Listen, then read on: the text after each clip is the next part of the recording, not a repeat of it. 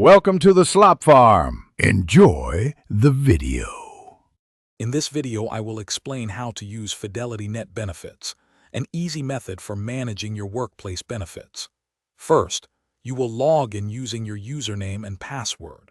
Once inside, you will find a comprehensive overview of your retirement and other benefit accounts.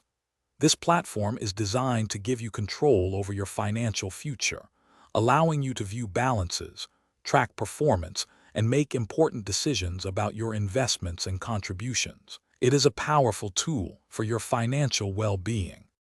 Once logged in, your account summary page is your central hub. Here, you will see a clear snapshot of your total account value, often broken down by different plans like your 401k. You can quickly access detailed information about your investment choices, including how your assets are allocated across various funds. This section also allows you to review recent activity and download important documents, ensuring you are always up to date on your financial picture. A key feature of NetBenefits is the ability to manage your investments.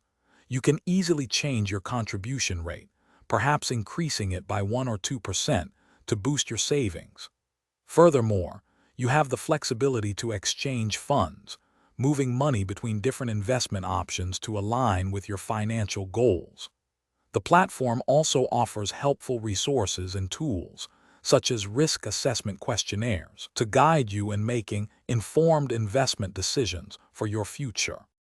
Regularly reviewing your progress is crucial for long-term success.